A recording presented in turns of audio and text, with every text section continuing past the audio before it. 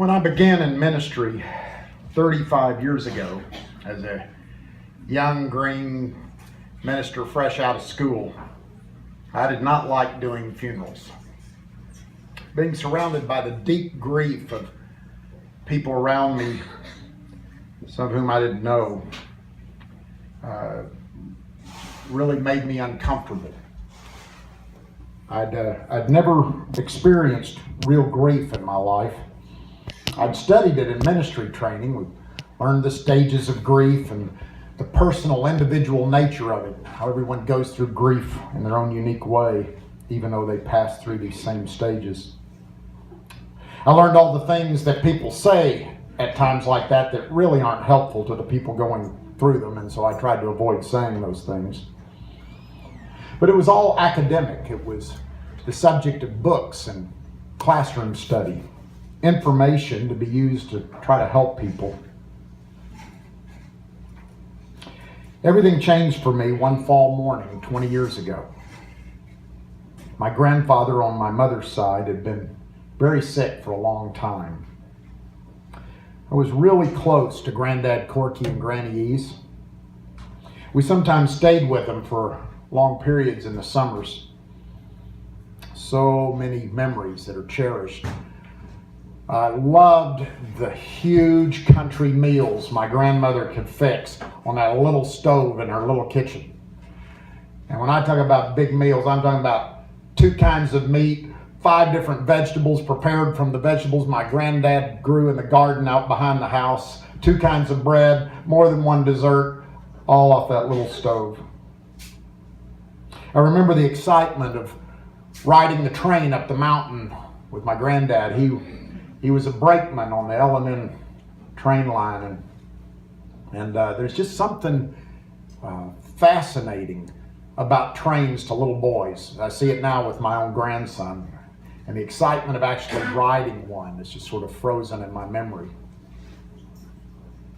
I remember Granny taking us down to town. Now, in the little town of Cowan, Tennessee, going downtown meant walking 2 blocks to that little stretch of the main road that they called town. She would walk us down there to go to the dime store to buy play purdies, as she called them.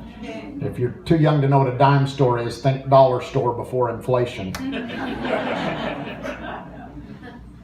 I was so close to them that I asked Granddad to be the best man at my wedding.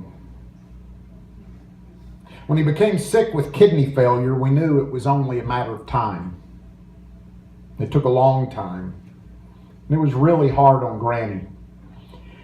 And she absolutely loved it when we would come to visit. And it had been too long since I'd been back. We lived 700 miles away in Milwaukee. And life was hectic, and my ministry at my church was in a particularly busy and difficult season. And every time I spoke with Granny on the phone, the last thing Granny would say is, "When are you coming to see me, Robbie?" And I would always promise, soon, real soon. And I meant it. I meant it. And I knew I needed to go before something happened and Granddad passed away. I finally found an opening in my schedule, or maybe I just finally made one. And the night that Judy and I actually finalized the plans to go, I immediately called Granny to tell her I was finally coming.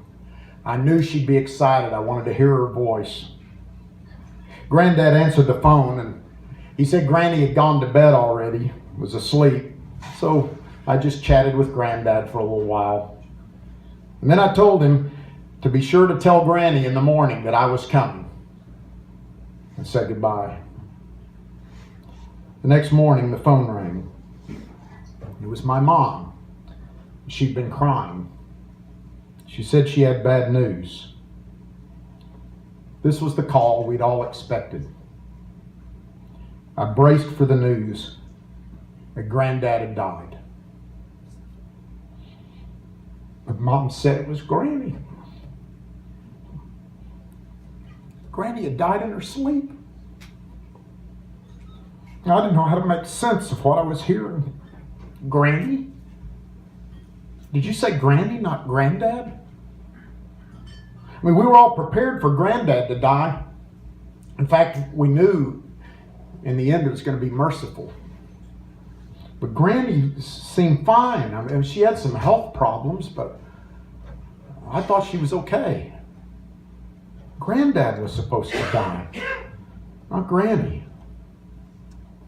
And then suddenly I realized, wait, she died in her sleep last night? That means she never got my message. She never knew I was coming. The last words she had heard me say, as she'd heard too many times before, were, "I'm coming to see you, Granny, I promise."